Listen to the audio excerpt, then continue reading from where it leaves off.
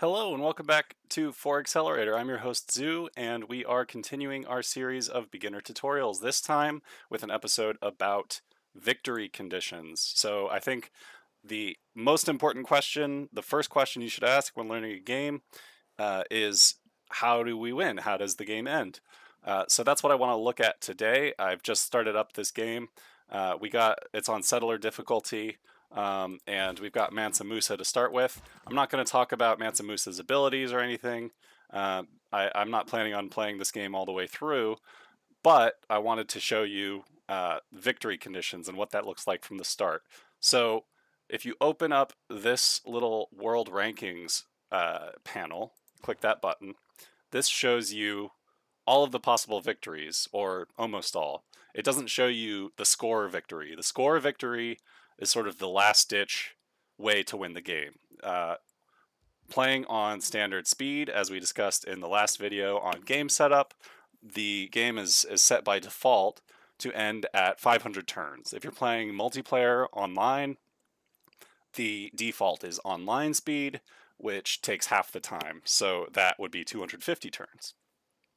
And what happens by default, if you've got the score victory condition enabled, you can enable or disable any of these victory conditions. When the game ends at 500 turns, whoever has the highest score wins the game. Now, they don't list this here because, at least in my experience, this almost never happens. Usually, someone will win the game before the turn limit, unless you have created a custom turn limit that's lower than the default. Usually, someone will win one of these other victories. So the score victory is, like I said, kind of the last ditch victory type, and it's usually not what you would focus on getting. If you were to go for a score victory, if we click this score here, it'll show you everyone's score right now. It's because it's turn one, no one's settled yet. Everyone has a score of 0. If I settle, then my score will immediately go up. If we click show details, you can see some of the things that go into a score. So the civics you've researched, as well as the technologies you've researched, your empire, that's going to be, I believe, a score based on the territory you control, maybe also your population. You get score for earning great people, you get score for earning a religion, maybe for spreading your religion, I'm not sure, for building wonders, and also for getting era score. Era score is something that is tied to the system of ages and eras in the game, where you can earn dark ages or golden ages. I'll talk about that in a later tutorial.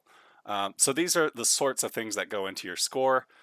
Remember that the score only matters at the end of the game once you've reached that score limit, which usually doesn't happen. Usually you'll go for a different victory, and you'll get a different victory before the end of the game. So I've actually never done a score victory. I've never seen that happen. I'm not to say it's impossible, especially if you're learning the game, but usually some other victory comes first. That's the only time score matters. The rest of the time, you can look at score as kind of like a rough estimate of how well people are doing, but it really doesn't affect who wins the game. If you did want to go for a score victory, I would say the best way to increase your score is to acquire as much land as possible and as many cities as possible.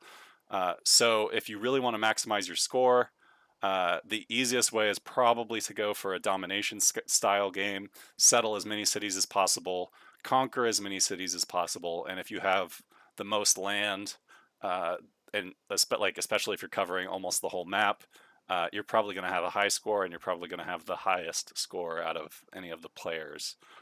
If you conquer a civ's territory or most of their territory, you're going to probably take away most of their score. So if you wanted to go for a score victory, I would say going for a domination style playthrough is probably the way to go. And speaking of domination, here it is in the middle. Domination, I would say, is the next most basic victory type. Most strategy games, most simple strategy games that aren't these grand 4X titles, you win a strategy game by killing everyone else. You know, think of Risk or some other board games like that, where the victory condition is just to control all the territory. That's basically the domination victory. The actual condition for winning is holding every major civ's original capital. So controlling your own capital as well as the capital cities of all of the other major civs, which are the players in the game. This does not include city-states. And when you conquer one capital city, that civilization will get a new capital city. One of their other cities will become the new capital. You don't have to conquer every city. You just need the original capital. And I will settle here by clicking the Found City button, just to show you what that looks like. This little icon here, it's got a star in the middle, and it's got sort of, you know, more detail around the star. That's the symbol that indicates an original capital city. If a city has just a star without the little details, that means it's the capital, but not the original capital. And you don't have to conquer those. You just need the original capital cities, and you need to hold all of them. So this is a 6-player game with me and 5 AIs playing. So I would need to have conquered those 5 capitals and to hold them all at the same time. And that's how you win the domination victory. If you want, you can also, you know, conquer other cities as well, and that could be instrumental in winning the domination victory. But focusing on capitals is really all you need, as it says here. Now, I will go into more depth about each of these victory types in future videos. But for now, I will say that what's key to a domination victory is building military units and keeping those military units modernized and as strong as possible and have the strongest version. So, you know, you start with this warrior. Well, as you progress through the technology tree, that warrior will become a swordsman. That swordsman will become a musketman, gunpowder, and so on and so forth. All of your units will get upgraded as you progress through the technology tree, and very occasionally you'll get some benefits from the culture tree. You will be able to add units together at nationalism, forming corps, which will make them stronger, and you can turn corps into armies later. So you'll get some benefits from the culture tree, but primarily for a domination victory, you're going to want strong science in order to keep your units stronger and more modern than your opponents. The other thing you'll need is a lot of production, such as you can get from industrial zones.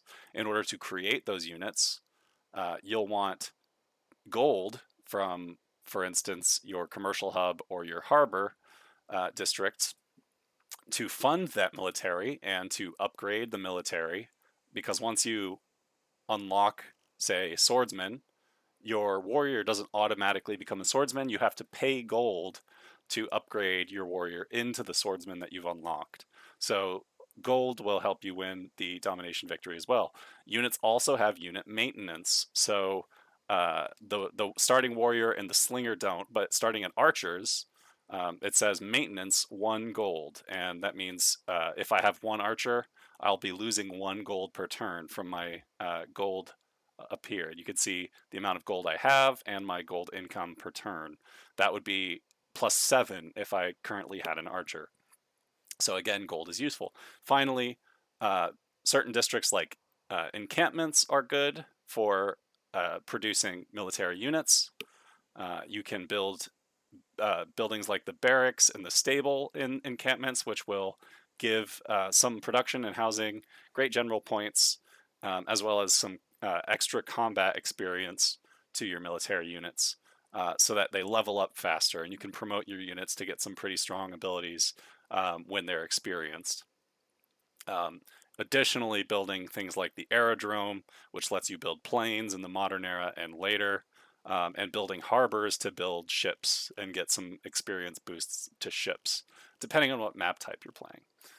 So domination is simple in theory. It's just capture all the capitals. the reality of playing like that, though, is you do want to focus on a lot of different aspects of the game. You want to focus on your science, you want to focus on your economy for production in gold, while building lots of military units and actually using them to fight. And in future videos I will go into more detail about combat as well as the pursuing a domination victory on the whole. Next up, for victories, I want to discuss the religious victory, because the religious victory is a lot like the domination victory, but instead of being based on military units, it's based on faith and religious units. So again, without going into too much detail here, the key to a religious victory is first founding a religion. And to do that, you have to research astrology and get a great profit. You can get a great profit by building Stonehenge or by building a holy site and generating great profit points. Once you have either of these two, you have Stonehenge or you have a holy site, and you get great profit points to generate a great profit. Once you generate the great profit, you will found a religion. And once you found a religion, you will be able to purchase, you'll have to build a shrine, but you can purchase missionaries. Once you build a temple in your holy site, you can purchase apostles and other religious units, and you try to spread your religion. Your religion will spread passively, but you can actively spread it with your missionaries and apostles and other religious units. And you can convert other people's cities. You can convert your cities and other people's. The religion victory happens when your religion is the dominant religion in every major civilization. So again, that's just the main players of the game. It doesn't include city-states, although you can spread your religion to city-states. It won't count towards the religious victory. So the religious victory, I said, is when your religion is dominant in each civ. Well, how do you become dominant? You become dominant in a civilization when at least half of its cities are converted to your religion. So unlike the domination victory, you don't necessarily have to go straight for capitals. In fact, you need more than capitals here. You need 50% or more of a civilization's cities to follow your religion. And when a civilization is following your religion, you get some various benefits towards other victories, but predominantly it's something you want to go for if you're interested in a religious victory. Now, I will say that, like I said, to found a religion, you need a great profit, and not everyone in the game, at least by default, can get a great profit. So here we have the great people screen. You can see great profit right in the middle. The number of great profits that can be unlocked in a game will vary depending on the size of the map, which defaults to a number of players. So I can't open the religion panel right now, but I believe on this small size with 6 players, the default number of great profits that can be unlocked is 4. That means there's a little bit of a race to get a great profit at the beginning of the game if you're going for a religious victory. And some civilizations are especially good at religious victories. So if you're one of those civilizations, you probably want to prioritize getting a holy site or Stonehenge in order to secure a great profit. Because if you don't get a great profit and there are no more to get, then you are locked out of the religious victory. Say goodbye to it. It's not something you can accomplish. You have to get a great profit in order to found your religion, in order to win a religious victory. I say it's kind of like domination because it involves spreading out over the whole map and basically taking, religious control, so to speak, of every major civilization. And it's also like the domination victory in that it's driven by your units. In this case, like I said, not military units, but religious units like missionaries, apostles, inquisitors, and the like. Not only can your religious units spread your religion, they can also fight other religious units. This was a mechanic that was introduced in Civilization 6. So your apostles can attack other people's missionaries. Your inquisitors can attack other people's missionaries or apostles. Things like this. So um, this is why the religious victory is similar to the domination victory, because as you are trying to convert other people's empires and their cities to your religion, they can combat you by attacking your religious units with their religious units. You also have to be careful, because if a civilization really wants to keep you from converting their cities, they can also attack, if they declare war on you, they can also attack your religious units with their military units. So if you're going for a religious victory, you're also going to want to have enough military to ensure that civilizations either don't want to go to war with you to stop your religious units, or that you have the military to protect your religious units in case someone declares war on you.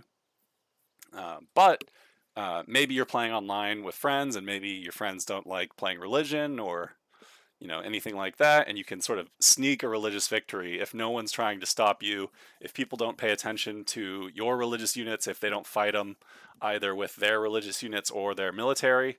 The religious victory can be a very quick and easy victory to achieve. In fact, I would say the religious victory is usually the quickest victory that you can win without using any like particularly cheesy strategy, like bull rushing a dual map with one other player with war carts at the beginning of the game or something like that.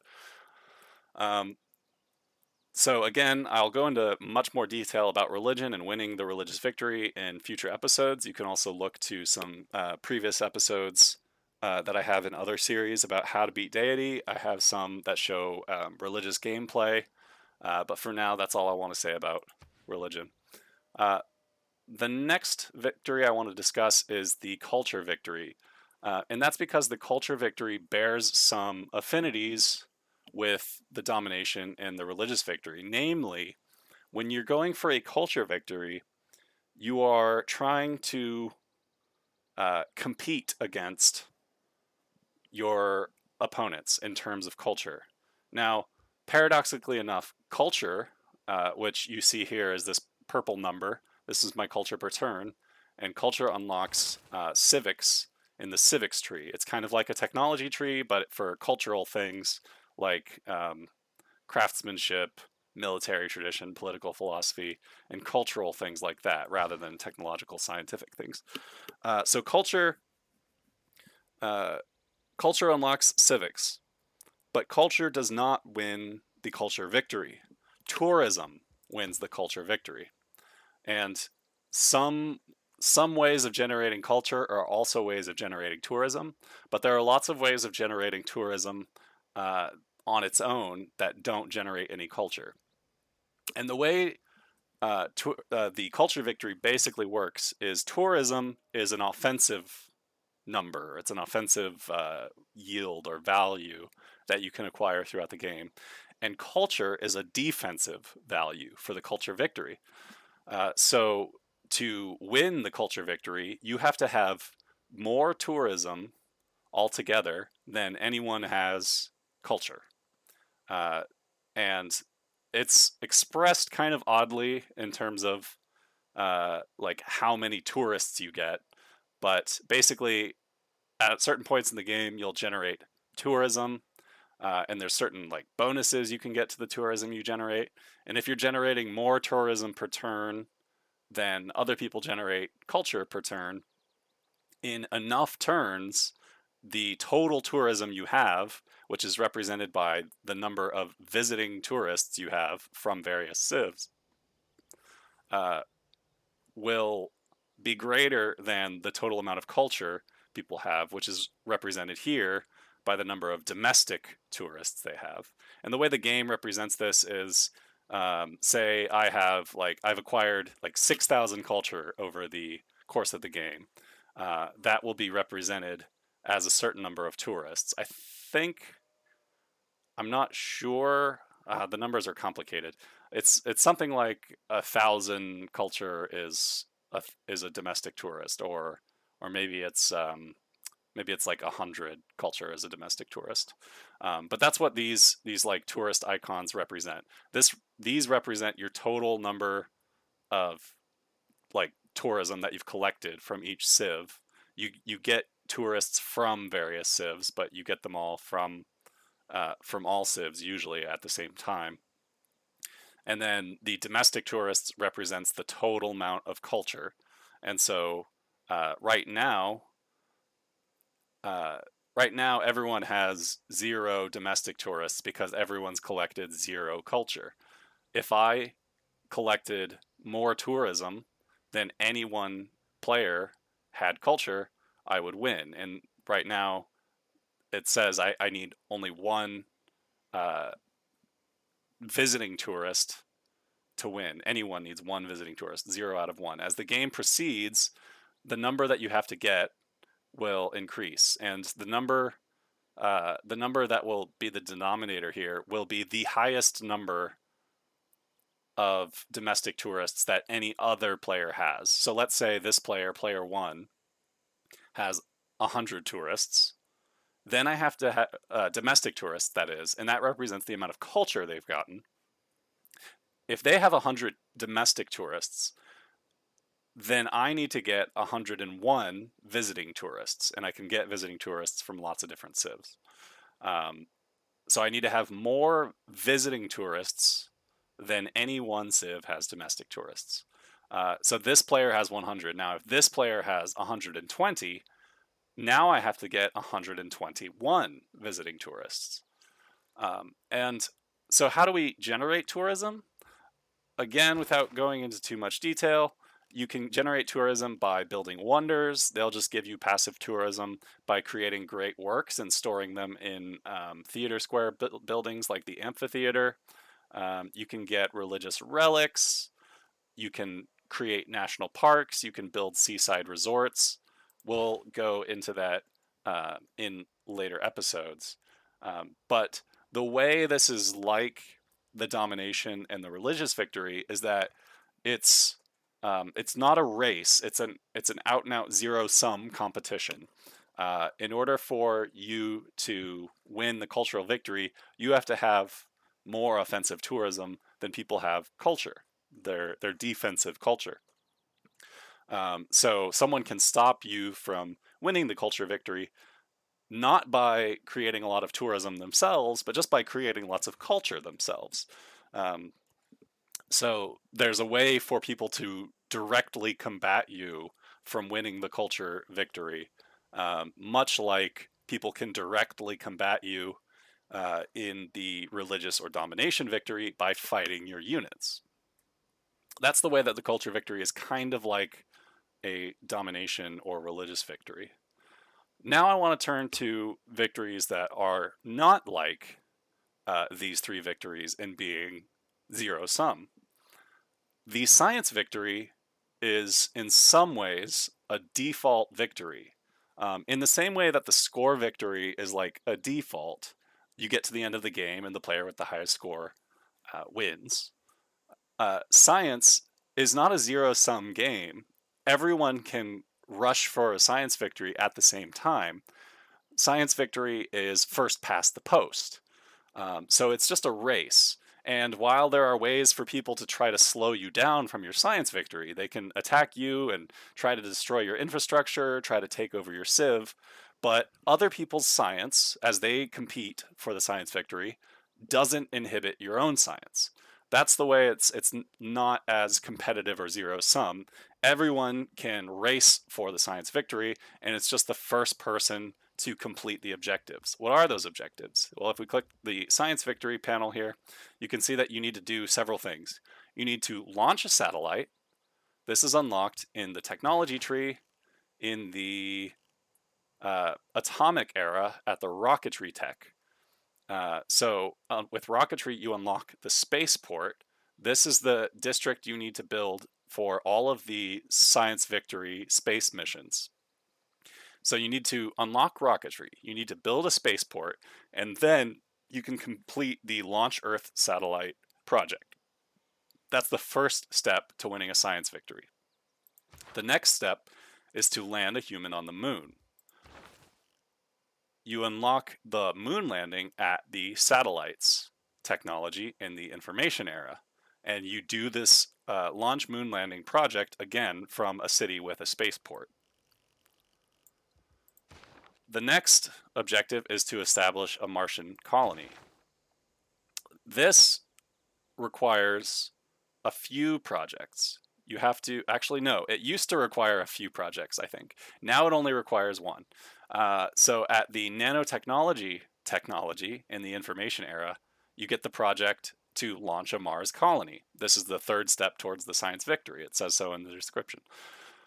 So again, in a city with a spaceport built, you'll complete the project, launch Mars colony. The final two steps are to launch an exoplanet expedition and help the exoplanet expedition travel 50 light years. So just like the other projects that you do as part of the science victory, the last project that you have to do is to launch an exoplanet expedition. And this will be unlocked somewhere in the future era. The future era techs start hidden, and you just have to unlock them to see what they are. This represents not knowing kind of what the future holds and it being sort of mysterious how things will progress. But somewhere in the future era technologies is the Launch Exoplanet Expedition project, which again, you'll complete in a city with the spaceport. Now, once you launch the exoplanet expedition, it has to travel 50 light years to the nearest exoplanet where the expedition is heading. By default, the project will travel 1 light year per turn. So that means once you launch the exoplanet expedition, you just have to wait 50 turns. But 50 turns is a lot of time in the late game. But you can speed up the exoplanet expedition by completing other projects. These other projects will be available in the future era as well. And I believe there's two. There's the Lagrange Laser project and another one that I'm forgetting right now. But they're available in the future era, and they cost either power or aluminum to speed up your exoplanet expedition. And every time you complete one of these like helper projects, they will increase the speed of your exoplanet expedition by 1 per turn. So by default, it's already traveling 1 light year per turn. If I do a Lagrange laser project, if I complete it, then the exoplanet expedition will be traveling 2 light years per turn. That means that we've already cut down the number of turns we need to reach 50 light years in half. And if you can keep completing those projects to help it get even faster, which means if you have a high amount of production, you can finish and help the exoplanet expedition reach 50 light years in just a few turns. So it doesn't have to take 50 turns.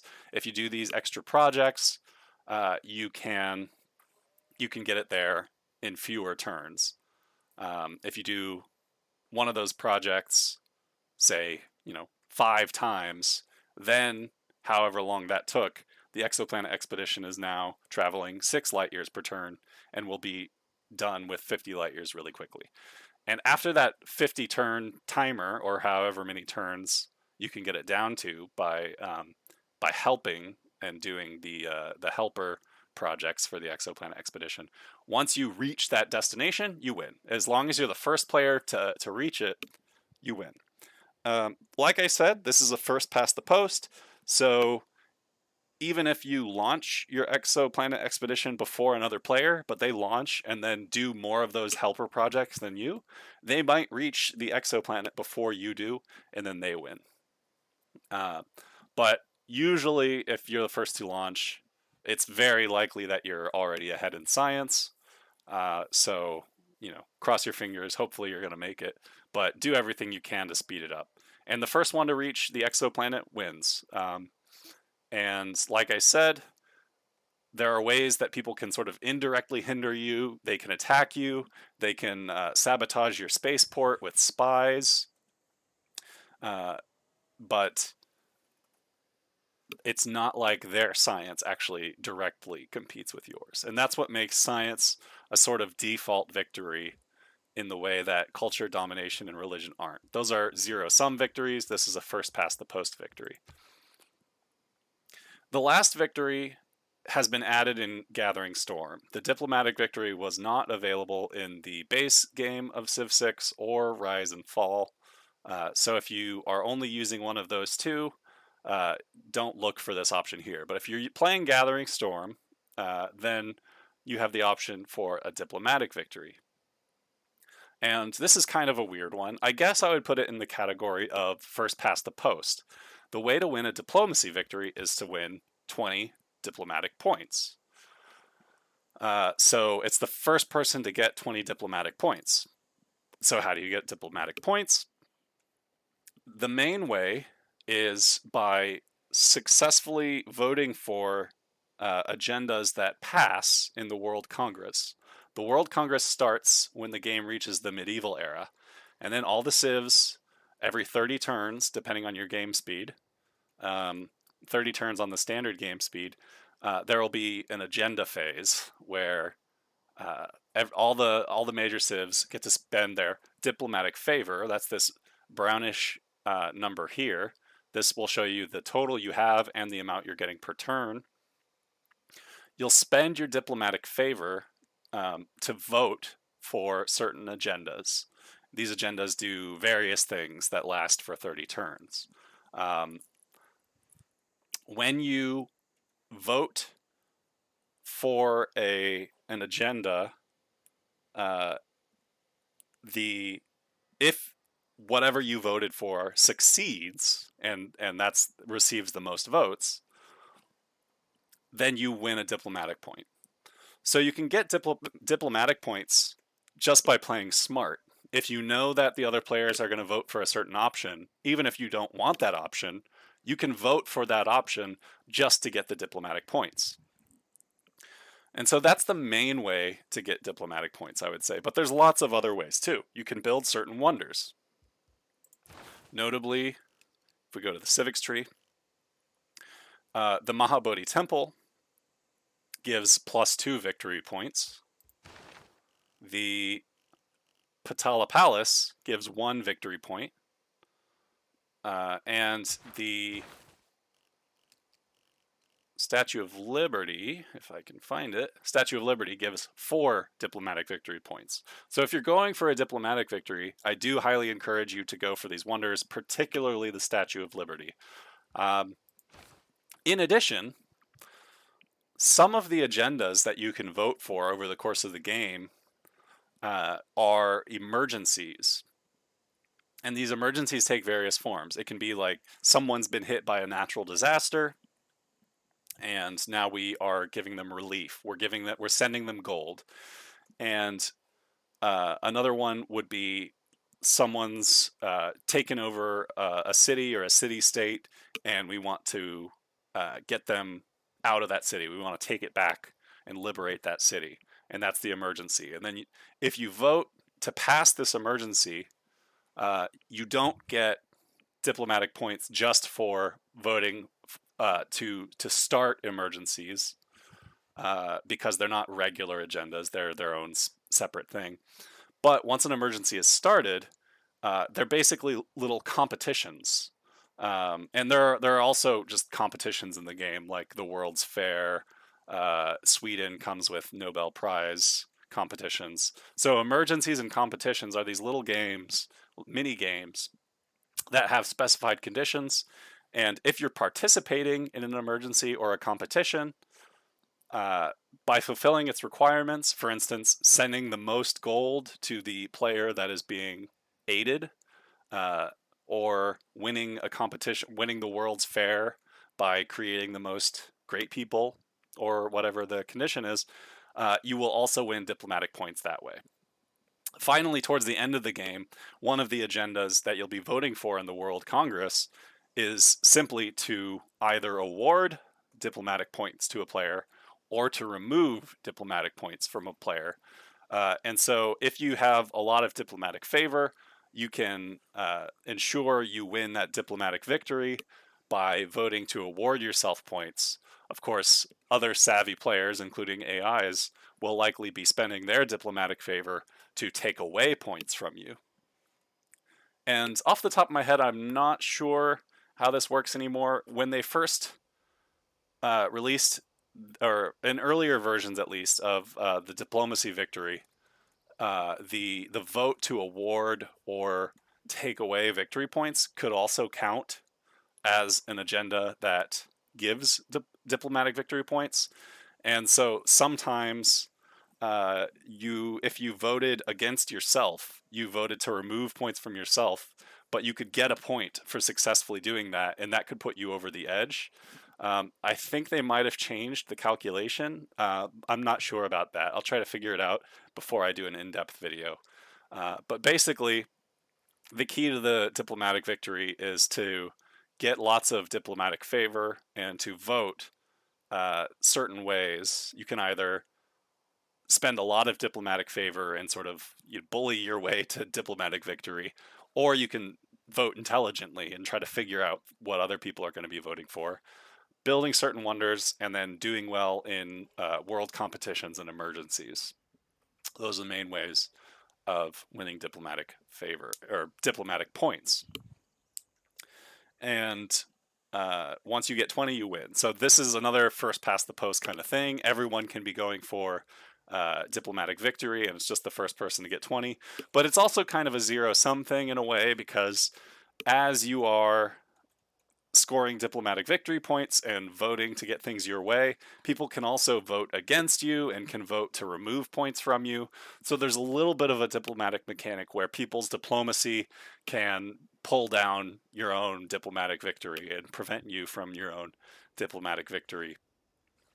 So it's a first past the post with a little bit of a zero-sum mechanic in there. It's also, it can be a harder difficulty or a harder victory to win than some of the other victories, just because the voting, depending on like the players you're playing with or the AI, the voting can be a little hard to predict sometimes. Sometimes with the AI, it can become super easy to predict, and then it gets a little easier. But the victory is basically variable. It depends on, who you're playing with, and whether, or if you're playing against the AIs, how much you know about like their voting patterns and whether you can predict their voting patterns. But the majority of diplomatic points are going to be earned through, directly or indirectly, through diplomatic favor. And so how do you acquire diplomatic favor? The main way is to have alliances with other major civs, to be suzerain of city-states, and there are a few other like civ abilities and maybe some wonders and so on that can give you increased diplomatic favor along the way. And if you're a friendly player, you're not attacking anyone, you're not conquering, you're not converting people's cities, then that's the end of the story. You get your positive diplomatic favor per turn by having alliances, by being a suzerain of city-states, and then it all adds up and you can vote. But if you are a warmonger, you're conquering other people, or you're converting other people's civs, or you're breaking promises to people, the game has a grievance system in it now, that as you do things which would like standardly grieve or aggrieve other civs, so things like attacking them or breaking promises to them and so on, if you acquire lots of grievances, or if you conquer lots of cities or conquer people's capitals, then you get penalties to your diplomatic favor, and it'll give you minus diplomatic favor penalties to your per turn. And so if you conquer lots of cities, you might have like a minus 20 diplomatic favor per turn, And then even if you've saved up diplomatic favor, now you're going to be losing it every turn. And at that point, you should probably just sell off your diplomatic favor if the vote's not coming up soon.